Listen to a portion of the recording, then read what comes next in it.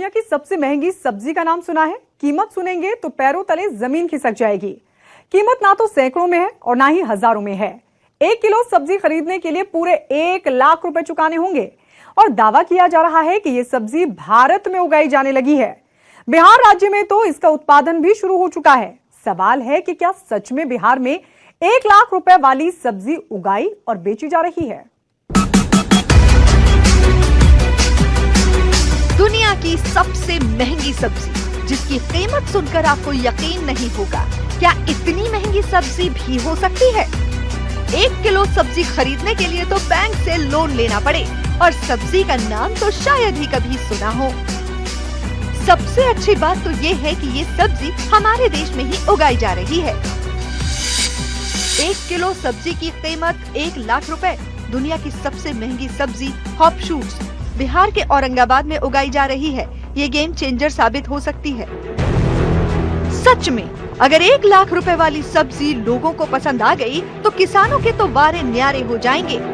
ऐसे में सवाल ये है कि क्या सच में बिहार में हॉप शूट्स की खेती की जा रही है?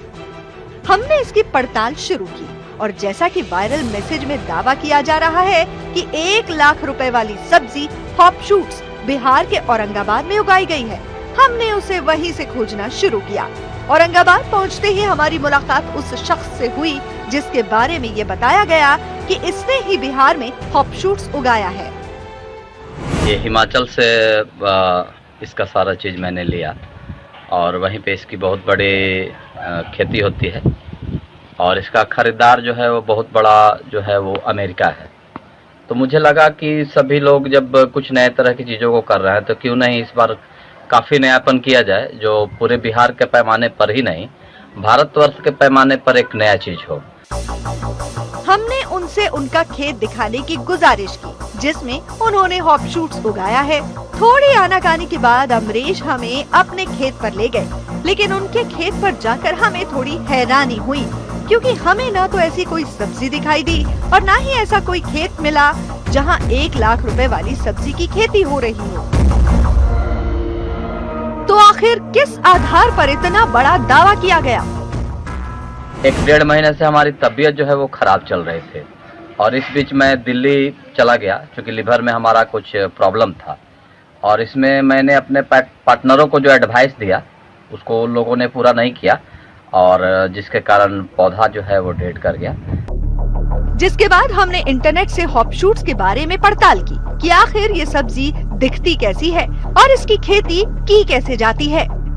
इंटरनेट पर हमें हॉप शूट्स की खेती देखकर हैरानी हुई क्योंकि औरंगाबाद में जिस खेत को हमें अमरीश कुमार ने दिखाया था उसमें लगे पौधे इन पौधों से तो कतई नहीं मेल खाते। दोनों वीडियो जो है उसमें अंतर है, जो पत्तियां है उसकी एक्चुअल वो फसल नहीं दिख रही है। उसमें पत्ती इसकी चौड़ी होती है और इसमें इन्होंने अपने गुलाब के पत्ती के समान या उस तरह की पत्ती दिखाई है, तो उस क्रॉप में थोड़ा सा डिफरेंस आ रहा है। लेकिन जो उन्होंने मार्केटिंग करने के लिए जो रखी गई है वह बिल्कुल वही है।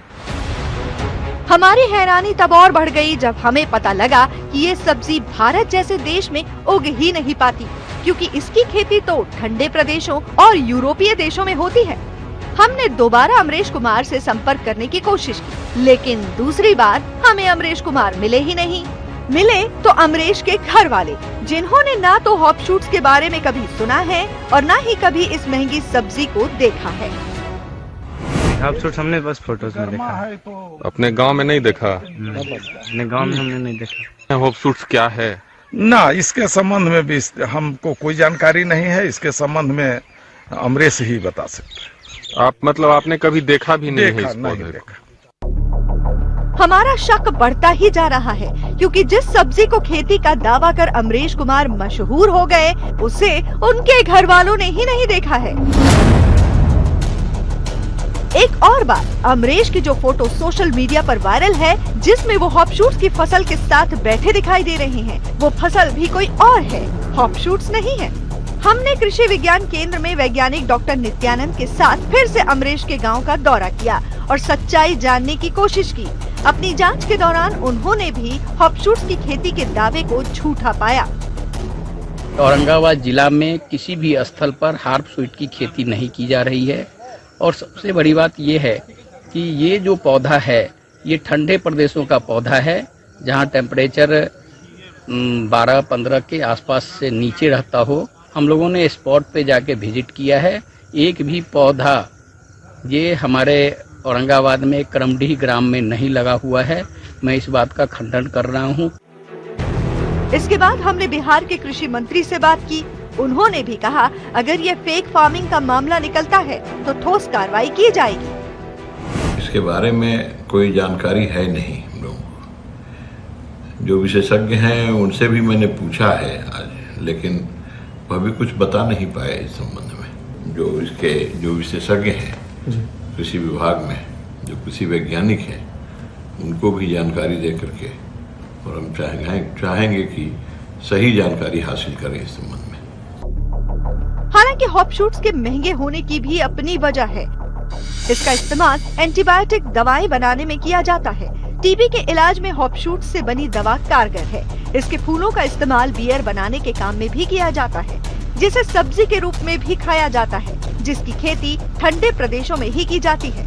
लेकिन बिहार में इसकी खेती की जा रही है, ये खबर पूरी तरह फर्जी पाई गई है।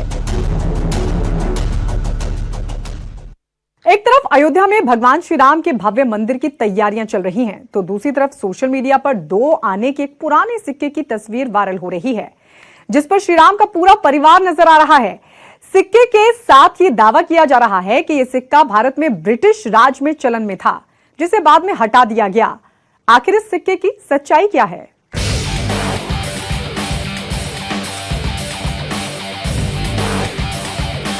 सोशल मीडिया पर वायरल इस सिक्के को देखिए।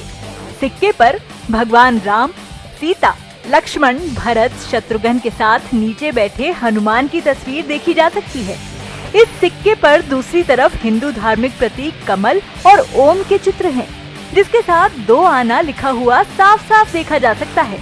सिक्के में नीचे की तरफ उसे ढाले जाने वाला साल यानी साल 1818 लिखा हुआ साफ साफ देखा जा सकता है। इस सिक्के के साथ ही ये दावा किया जा रहा है कि ये सिक्का भारत में ब्रिटिश राज होने के बावजूद चलन में था। ये एक संयोग ही है कि 1818 में जो 2 आने का सिक्का होता था, उसमें एक तरफ श्री राम जी का दरबार अंकित था और दूसरी ओर कमल का फूल बना हुआ था। जय श्री राम। सिक्के में ऊपर की तरफ ईस्ट इंडिया कंपनी भी लिखा हुआ है, जो साफ साफ संकेत देता है कि ये सिक्का भारत में ब्रिटिश के समय का ही है। तो क्या भारत में राम दरबार वाला सिक्का चलन में था? क्या आजादी के बाद इस सिक्के को चलन से हटा लिया गया? और अगर ऐसे सिक्के नहीं चलाए गए तो राम दरबार वाला ये सिक्का आया कहां से? इतिहास में सबसे ज्यादा सिक्कों की ही चलती है। सिक्के इतिहास को एक दिशा देते हैं, घटनाओं के सबूत देते हैं और यही सबूत बाद में इतिहास की किताबों में जुड़ जाते हैं। इसलिए हमने सिक्के की सच्चाई जानने के लिए पड़ताल शुरू की और 2 आने के राम दरबार वाले इस सिक्के के बारे में जानकारी जुटानी शुरू की। क्योंकि वायरल पोस्ट में दिख रहा सिक्का 18वीं सदी का बताया गया है, इसलिए हमने 18वीं और 19वीं सदी के सिक्कों के बारे में भारतीय रिजर्व बैंक की वेबसाइट पर खोजना शुरू किया। RBI की वेबसाइट पर भारत में सिक्कों का पूरा इतिहास है, लेकिन यहाँ कहीं भी वायरल हो रहा सिक्का नहीं दिखा। पड़ताल के दौरान हमें 1903 में लिखा गया एक आर्टिकल मिला, जिसमें खास तौर पर ईस्ट इंडिया कंपनी के सिक्कों का ही जिक्र है। इस आर्टिकल में 18वीं 19वीं सदी के ईस्ट इंडिया कंपनी के सिक्कों की कुछ तस्वीरें भी हैं, लेकिन इन सभी सिक्कों पर फारसी, बंगाली और हिंदी भाषा में लिखा गया है, जबकि इसके ठीक उलट वायरल तस्वीर में अंग्रेजी में लिखा हुआ है। तो आखिर इस सिक्के की सच्चाई क्या है? हमने बैंकिंग एक्सपर्ट अश्विनी राणा से बात की। देखिए, ब्रिटिश राज्य में जो सिक्के जारी होते थे, उन सभी सिक्कों पर वहाँ के राजा या रानी का चित्र होता था। तो ये जो वायरल आपका चल रहा है, ये एक मंदिर का टोकन इसको कहा जाता है। रिजर्व बैंक के म्यूजियम में भी इस प्रकार के कोई देवी देवताओं के कॉइन्स उस समय प्रचलित थे, ऐसा नहीं था। दूसरा कारण है कि उस समय जो अलग अलग प्रिंसली स्टेट थे भारत में भी, वो अपने अपने सिक्के भी जारी करते थे। वहाँ के स्टेट के चित्र के साथ करते थे, कुछ लोग धार्मिक उसके साथ करते थे। और उस समय ये सब बाकी जो सिक्के थे, ये जो सिक्के हैं, ये लीगल टेंडर नहीं थे, यानी सरकार का कोई इसमें हस्तक्षेप नहीं था। अश्विनी राणा मंदिर के जिस टोकन के बारे में बात कर रहे हैं, उन्हें आप वैष्णो देवी मंदिर के टोकन से समझ सकते हैं, जिन्हें श्री माता वैष्णो देवी श्राइन बोर्ड प्रसाद के साथ देता है। लेकिन इन सिक्कों से आप कुछ खरीद नहीं सकते। लेकिन भारत सरकार ने भी तो देवी देवताओं के नाम पर सिक्के जारी किए हैं, खासकर वैष्णो देवी के चित्र वाले सिक्के। वो तो पूरी तौर पर चलन में है, उनका क्या? रिजर्व बैंक ने 2012 में जो श्राइन बोर्ड है वैष्णो देवी का, उसकी सिल्वर जुबली के ऊपर एक स्पेशल सीरीज सिक्कों की जारी की थी। यानी 25 साल वैष्णो देवी श्राइन बोर्ड के हुए थे, तो उसमें वैष्णो देवी, क्योंकि श्राइन बोर्ड की सिल्वर जुबली थी, तो माता वैष्णो देवी के चित्र के साथ उन सिक्कों को जारी किया था। वो लीगल टेंडर है और जो है वो सर्कुलेशन में भी है। हमारी पड़ताल में ये सामने आया कि श्री राम की तस्वीर वाला ये सिक्का कभी भी भारतीय मुद्रा का हिस्सा नहीं रहा। ये एक हिंदू मंदिर का टोकन या एक स्मृति चिन्ह है और मंदिर के टोकन से कोई सामान खरीदा बेचा नहीं जा सकता। न्यूज 18 इंडिया की पड़ताल में वायरल मैसेज के साथ किया गया दावा गलत पाया गया है। अटल टनल, जिसने मनाली को लाहौल स्पीति से जोड़ा, दुनिया की सबसे लंबी सुरंग एक बार फिर से वायरल है। वायरल इसलिए क्योंकि यहां अनोखी होली खेली गई। सोशल मीडिया पर एक वीडियो वायरल है जिसमें दावा किया जा रहा है कि अटल टनल पर अनोखी होली मनाई गई। रंगों के साथ ऐसी आतिशबाजी की गई कि दुनिया देखती रह गई। क्या है इस वायरल वीडियो में और क्या ये वीडियो हिमाचल प्रदेश के अटल टनल का ही है?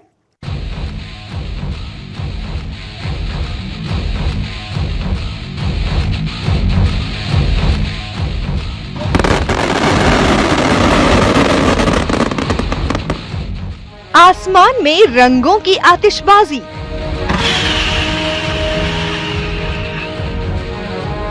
आवाज ऐसी मानो दिवाली मन रही हो।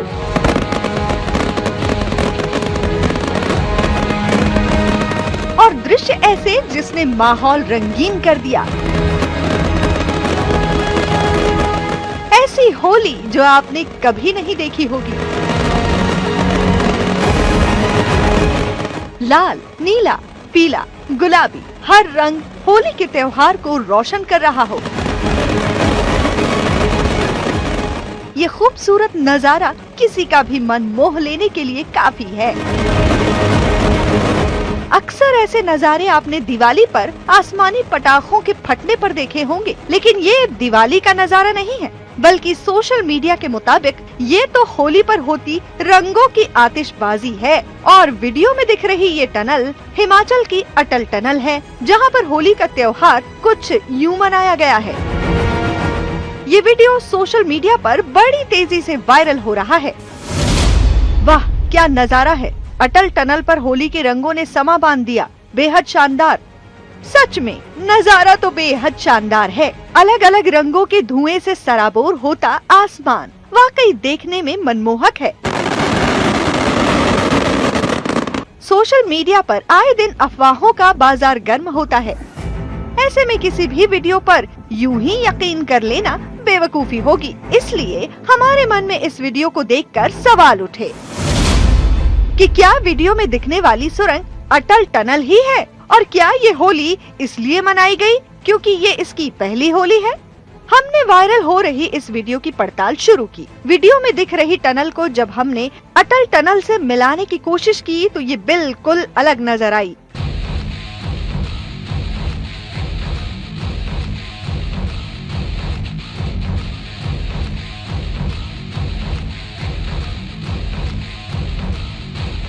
अटल टनल के मुख्य द्वार के पीछे खूबसूरत पहाड़ों का नजारा है, जो कि वायरल वीडियो में दूर दूर तक नजर नहीं आ रहा। ना ही वीडियो में दिख रही आकृति अटल टनल से मेल खा रही है। हमने पड़ताल को आगे बढ़ाते हुए इंटरनेट पर इस वीडियो की पड़ताल जारी रखी। अटल टनल में इस बार ऐसी होली मनाई गई, हमें ऐसी खबर कहीं भी नहीं दिखी।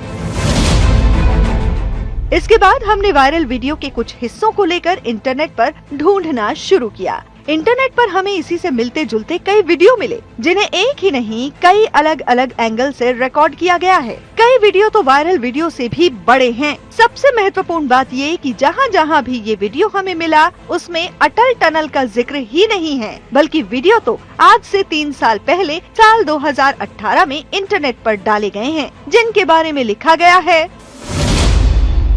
King Abdul Aziz centre for world culture खोबर में रंगीन आतिशबाजी। King Abdul Aziz centre for world culture खोबर तो सऊदी अरब में है। यानी कि साफ है कि जिस वीडियो को अटल टनल बताकर वायरल किया जा रहा है, वो दरअसल अटल टनल की है ही नहीं। पड़ताल में हमें रियाद के प्रिंस अब्दुल्ला बिन खालिद अल सऊद का 28 अक्टूबर 2018 का एक ट्वीट भी मिला, जिसमें इसी वीडियो को दिखाया गया है। King Abdul Aziz centre for world culture, जिसे इथरा के नाम से भी जाना जाता है, ये सऊदी अरब के तेहरान शहर में है। इस सेंटर में संग्रहालय, पुस्तकालय, थिएटर और प्रदर्शनी हॉल है। जबकि अटल टनल की ये 9 किलोमीटर लंबी एक सुरंग है, जिसका उद्घाटन 3 अक्टूबर 2020 को प्रधानमंत्री नरेंद्र मोदी ने किया था। साफ है, वायरल वीडियो में होली नहीं खेली जा रही और ये वीडियो अटल टनल का भी नहीं है। न्यूज़ 18 इंडिया की पड़ताल में ये वीडियो एकदम फर्जी साबित हुई है। अंडे खाते हैं ना आप, लेकिन कौन से वाले, जो मुर्गी देती है वो या फिर जो पेड़ पर उगते हैं वो? आप सोच रहे होंगे कि भला ये कैसा सवाल है, अंडे तो मुर्गी ही देती है, भला अंडों के पेड़ कब से लगने लगे? लेकिन सोशल मीडिया पर तो ऐसा ही दावा किया जा रहा है कि अंडे के भी पेड़ होते हैं और अंडा मुर्गी के देने के अलावा पेड़ पर भी उगाया जा सकता है। लेकिन ऐसा क्या मुमकिन है? भला अंडे पेड़ पर कैसे उगेंगे? आखिर सच्चाई क्या है?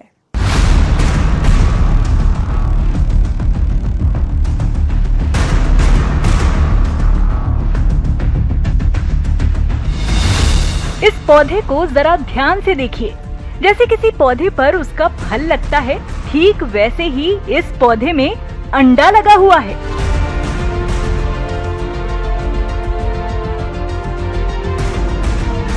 यकीन नहीं होता तो अंडे को फिर से देखिए। इसमें से वैसा ही पीला लिक्विड निकल रहा है जैसे किसी अंडे से निकलता है। 22 सेकंड के इस वीडियो ने सभी को हैरत में डाल दिया है। ये अंडे भला पेड़ पर कैसे होने लगे? और क्या जो लोग नॉनवेज समझकर अंडा नहीं खाते हैं, वो भी अब पेड़ पर लगे अंडों को खा सकेंगे? वाह, अब तक मुर्गी अंडा देती थी, लेकिन अब तो पेड़ पर भी अंडे उगने लगे। क्या बात है, अब अंडों की खेती करेंगे। कुछ लोगों को यकीन है तो कुछ तो मान ही नहीं रहे। क्या बेकार की बात है, अंडा पेड़ पर कैसे लग सकता है? ये तो मुमकिन ही नहीं है।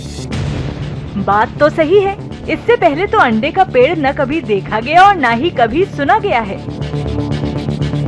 ये तो हम सभी जानते हैं कि मुर्गी अंडे देती है, तो ये पेड़ वाले अंडे का क्या फंडा है? क्या सच में अंडे पेड़ पर उगाए जा सकते हैं? अगर ऐसा है तो अंडे को पेड़ पर उगाने की तकनीक क्या है? कहीं ऐसा तो नहीं कि अंडे को पेड़ पर चिपका दिया गया हो? सोशल मीडिया पर इस अंडे वाले पेड़ का वीडियो बड़ी तेजी से वायरल हो रहा है, लेकिन जो वैज्ञानिक तौर पर मुमकिन ही नहीं, उसका होना हजम नहीं होता। इसलिए हमने इसकी पड़ताल करनी शुरू की। पड़ताल के दौरान हमें YouTube पर ऐसे कई वीडियो मिल गए जिसमें पौधे पर अंडा उगाना सिखाया जा रहा है।